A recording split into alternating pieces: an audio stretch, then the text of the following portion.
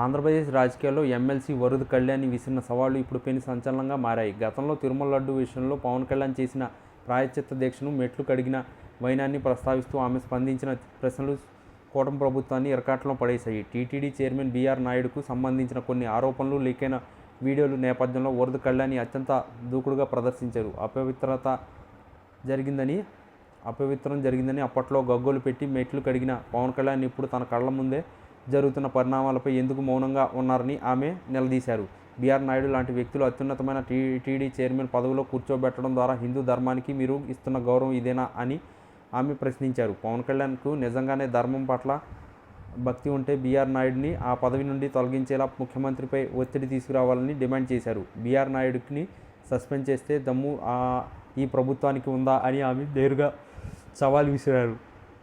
ఒకవేళ ఆ ధైర్యం లేకపోతే ఇప్పుడు ఏ గుడి మెట్లు కడిగి పవన్ కళ్యాణ్ ప్రాయశ్చిత్త చేసుకుంటారో చెప్పాలని ఆమె ఎద్దేవా చేశారు. పవన్ కళ్యాణ్ గతంలో చేసిన విమర్శలను గుర్తు చేస్తూ ఇప్పుడు ఆయన మౌనాన్ని చేతకానితనంగా వరద కళ్యాణ్ని అభివర్ణించారు. అప్పట్లో లడ్డూ కల్తీ అంటూ భావోద్వేగాలతో రాజకీయం చేశారని, కానీ ఇప్పుడు ఒక వ్యక్తి వల్ల టీటీడీ ప్రతిష్ట దెబ్బతింటున్నా ఎందుకు నోరు మెదపడం లేదని ఆమె ప్రశ్నించారు. బీఆర్ నాయుడు వ్యవహారంపై కూటమి నేతలు ఎందుకు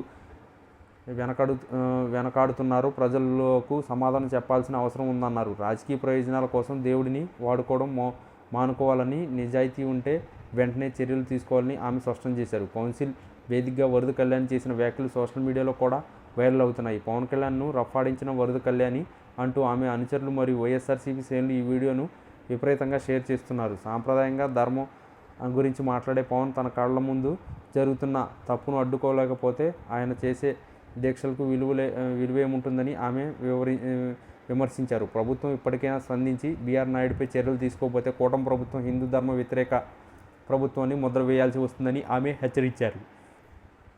మొత్తానికి వరద కళ్యాణ్ స్పందించిన ఈ ప్రశ్నలు అటు జనసేనలో ఇటు టీడీపీలో చర్చనీయాంశంగా మారాయి. పవన్ కళ్యాణ్ ఈ విమర్శలకు ఎలా స్పందిస్తారో లేక బీఆర్ నాయుడిని విషయంలో ప్రభుత్వం ఏదైనా కఠిన నిర్ణయం తీసుకుంటుందో వేచి చూడాలి. ఏది ఏమైనా వరద కళ్యాణ్ ఈసారి పవన్ కళ్యాణ్ను నేరుగా టార్గెట్ చేయడం ద్వారా రాజకీయం వేడిని ఒక్కసారిగా పెంచేశారు.